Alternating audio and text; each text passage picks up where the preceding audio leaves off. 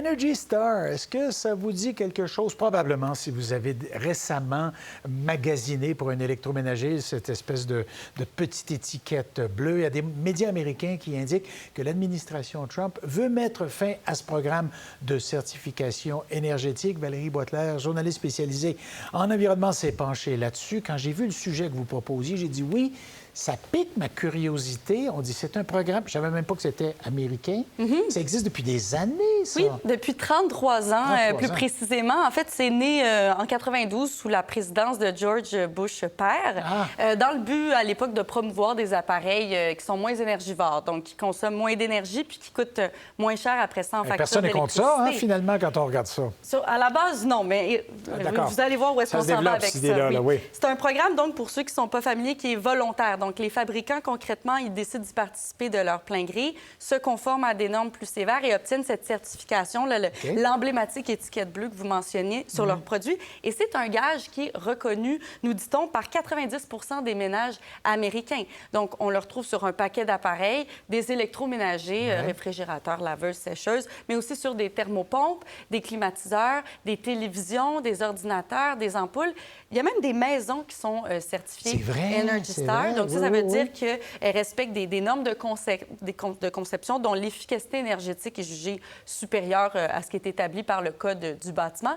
Et donc, depuis 30 ans, vous imaginez que ça a influencé, Marc-André, la façon dont les Américains font leurs achats. Mais ce n'est pas uniquement aux États-Unis. Ça a pu aussi sensibiliser des millions de personnes à travers la planète parce qu'il y a bien des pays qui ont voulu imiter, copier un peu le programme américain. Et c'est le cas ici au Canada où on a la certification Energy Star Canada, justement. Bon, alors, je reviens un peu avec l'essence de ma question. Pourquoi M. Trump s'attaquerait-il à ce programme-là? Oui, bien, depuis la semaine dernière, dans les médias américains, ce qui circule, c'est que pendant une rencontre à l'interne de l'Agence de protection de l'environnement des États-Unis, il y a des responsables qui ont annoncé qu'ils comptaient fermer le bureau qui est responsable de gérer Energy Star.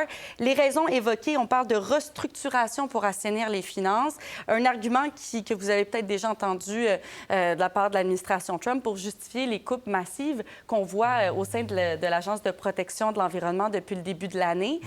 Cet argument économique-là, il est jugé fallacieux par plusieurs si on considère froidement les économies que ce programme-là permet de faire. Je regardais les chiffres. Depuis 1992, on évalue à 500 milliards de dollars américains les économies réalisées sur les factures d'électricité aux États-Unis. 500 milliards de dollars. Et du même coup, on aurait permis d'éviter le rejet d'environ 4 milliards de tonnes de gaz à effet de serre dans l'atmosphère. Donc, pour un programme qui coûte environ 30 millions de dollars américains à gérer par année... C'est tout? C'est tout. Donc, c'est énorme en comparaison les bénéfices qu'on arrive à en tirer. Donc, plusieurs disent depuis la semaine dernière, c'est plus une décision politique, économique, qui s'inscrit dans ce vaste démantèlement des protections environnementales aux États-Unis, ce que M. Trump aime bien appeler l'agenda woke, le Radical Green Agenda, l'extrémisme climatique de son prédécesseur Joe Biden. Rappelez-vous que le mois dernier, peut-être vous n'en avez pas entendu parler, mais M. Trump, dans ce même esprit, il a aussi adopté un décret présidentiel pour lever les restrictions fédérales sur le débit des pommes de douche. Make showers great again. C'est ce qu'il a dit, je ne l'invente pas, Marc-André. Et il s'est aussi attaqué aux normes qui limitent le débit des toilettes pour économiser l'eau. C'est dans la même visée. Donc, on n'a pas d'argument économique et on n'a pas d'analyse présentée pour le justifier. Bon, qu'est-ce qui nous empêche de garder ça ailleurs, nous, ce service-là?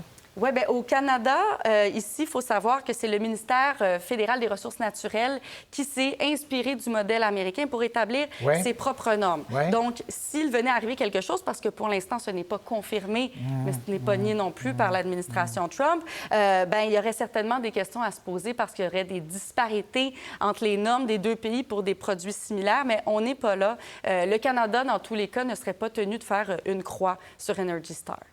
Bon, écoutez, c'est fascinant, cette histoire-là. Des fois, c'est incompréhensible pour nous, en tout cas, là, au nord de ce beau grand pays. Valérie, merci beaucoup d'être venu nous voir. À la prochaine. À vous. Au revoir. Pour voir nos émissions en entier, rendez-vous sur la chaîne Ici RDI.